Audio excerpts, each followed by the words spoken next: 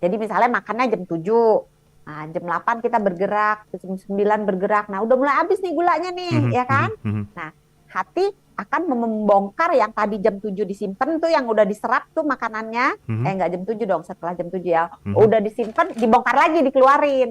Jadi glukosa. Supaya sepanjang dari 1 jam makan ke jam makan yang lain, kita tetap punya glukosa untuk sumber energi. Bayangkan? Ya.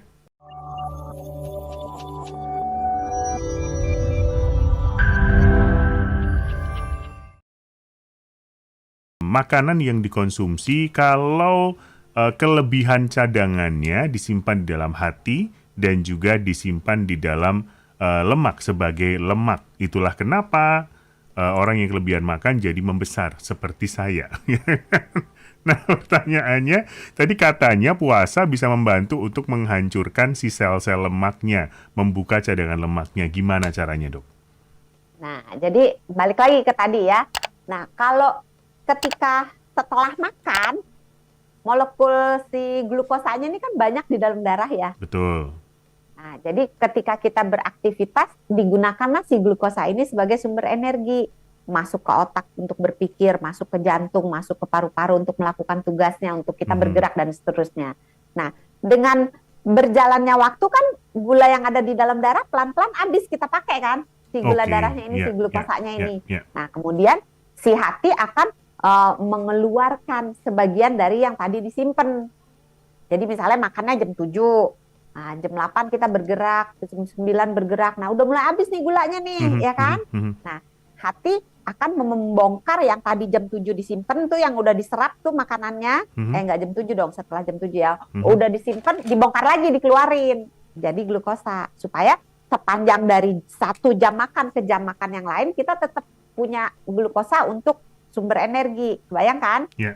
Nah, dikeluarkan. Nah, kalau dalam perjalanannya itu kita masih nggak makan atau kita aktivitasnya banyak banget, maka si gula yang ada di dalam hati itu habis kan lama-lama. Ya. Nah, kalau habis, maka akan dibongkar cadangan lemaknya. Karena kan kita nggak Hmm. mungkin bisa beraktivitas kalau kita nggak punya sumber energi. Ya, Sama kayak mobil, ya. mobil badan kita itu kayak mobil hybrid, bisa pakai listrik, bisa Bisa pakai pakai bensin. bensin. Nah, kalau bensinnya habis, dia langsung pindah otomatis ke listrik.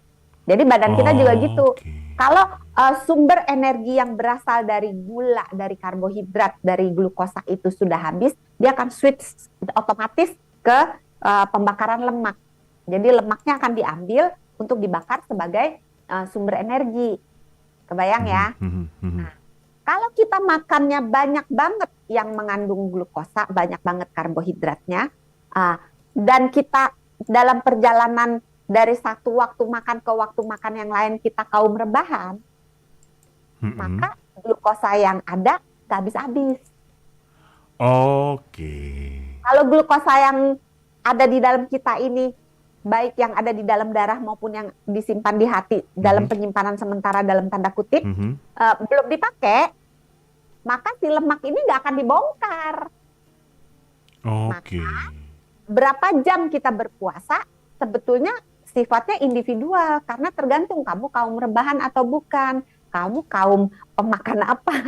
Ya, Kalau ya, kamu ya, ya. makannya hobinya snackingnya pada jam boleh makan ya, snackingnya kue-kue yang manis, sirup segala macam yang manis, nasinya segambreng gitu kan. Nah, tentu cadangan glukosanya akan banyak sehingga akan dibutuhkan waktu berpuasa yang lebih panjang untuk menghabiskan si gula-gula yang dari Mhm, makanan apa, mhm, dari apa mhm. yang kita makan ini, supaya kita bisa switch ke pembakaran lemak.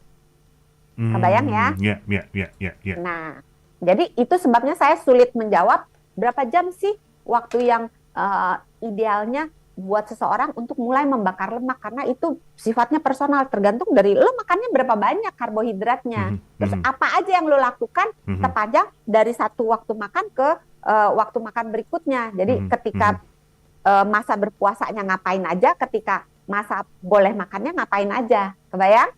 Betul, betul. Terus mau lanjut ke otofagi apa simpen? Sebelum ke otofagi dokter, jadi untuk menentukan agar ketika seseorang mau melakukan intermittent fasting kemudian mau menentukan jamnya, memang harus berkonsultasi dengan dokter dong. Ya, sebetulnya agak susah karena kita tidak pernah bisa mengukur kadar insulin secara pasti. Mhm. Jadi ya Dicoba mungkin dilihat aja. hasilnya aja, iya, dilihat Oh, oke, hasilnya oke. aja. Minimal Kalau 12 misalnya jam. minimal 12 jam. Tapi tidak berarti makin lama makin baik ya.